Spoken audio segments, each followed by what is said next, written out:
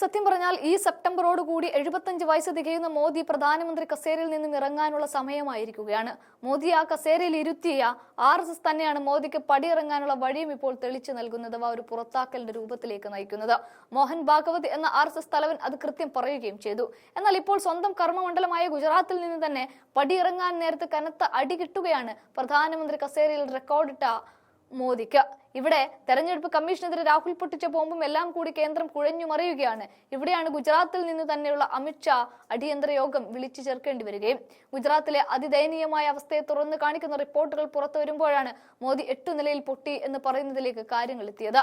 സർക്കാർ സേവനം അതിവേഗം ഡിജിറ്റലാക്കുമ്പോൾ ഗുജറാത്തിലെ 111 പഞ്ചായത്ത് ഓഫീസുകളിലും ഇതുവരെ ഇന്റർനെറ്റ് കണക്ഷൻ പോലുമില്ല എന്നാണ് കേന്ദ്ര സർക്കാരിന്റെ തന്നെ വെളിപ്പെടുത്തൽ.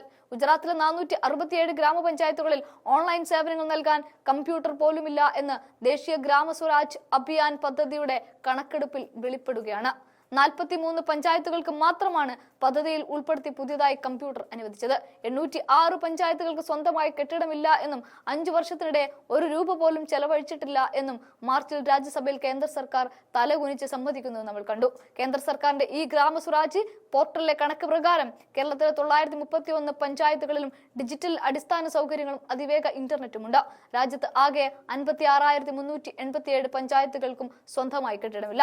കേന്ദ്രത്തിന്റെ നയം രൂപീകരിക്കലും നടപ്പിലാക്കലും തമ്മിൽ വലിയ അന്തരമുണ്ടെന്ന് വെളിപ്പെടുത്തുന്നതാണ് പുറത്തുവരുന്ന ഓരോ കണക്കുകളും. ഇനി ഇതിനു മുൻപ് മോഹൻ ഭാഗവത് എന്ന് പറയുന്ന RSS നേതാവ് മറ്റൊരു തുറന്നു പറച്ചിൽ കൂടെ നടത്തിയിട്ടുണ്ടായിരുന്നു. അതായത് ഈ രാജ്യത്ത് വിദ്യാഭ്യാസവും ആരോഗ്യ സംരക്ഷണവും പാവപ്പെട്ടവരിൽ പാവപ്പെട്ടവരായ സാധാരണ ജനങ്ങൾക്ക് ലഭ്യമാകുന്നില്ല എന്നതായിരുന്നത്. അതൊരു വലിയ തുറന്നു പറച്ചിൽ മാത്രമല്ല, ഒരു തുറന്നടിക്കലായിരുന്നു മോദി എന്ന പ്രധാനമന്ത്രിക്ക്. കാരണം ഇന്ത്യ കഴിഞ്ഞ 11 വർഷമായിട്ട് ഭരിക്കുന്നത് ആര് എന്ന ചോദ്യത്തിന് ഒറ്റ ഉത്തരമേ ഉള്ളൂ, അത് BJP ആണ്. മോദി എന്ന പ്രധാനമന്ത്രിയാണ്, അമിത്ഷാ എന്ന ആഭ്യന്തരമന്ത്രിയുമാണ്. ഇങ്ങനെ ഒന്നാമനും രണ്ടാമനും ഒക്കെ കൂടെ ഈ രാജ്യം ഭരിക്കുമ്പോൾ ഇവിടുത്തെ ആരോഗ്യ സംരക്ഷണം പാവപ്പെട്ടവനും സാധാരണക്കാരനും കിട്ടുന്നില്ല എന്ന് പറയുന്നത് ഇവരെയൊക്കെ ആ പാതയിലേക്ക് നയിച്ച RSSന്റെ നേതാവായ മോഹൻ ഭഗവതാണ് എന്ന് ഓർക്കണം.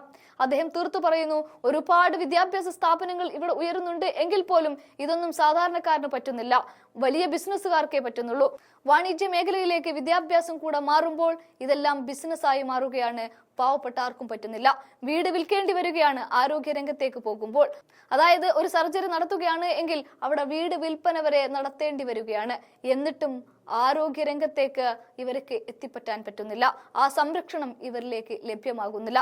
ഇത്തരം വലിയ തുറന്നു പറച്ചിലുകൾ മോദിക്ക് മുന്നിൽ തന്നെ നടത്തുമ്പോൾ മോദി പടിയിറങ്ങേണ്ടുന്ന സമയത്ത് പോലും 8 നിലയിൽ പൊട്ടുകയാണ് എന്ന് പറയുന്നതിൽ യാതൊരു തെറ്റുമില്ല.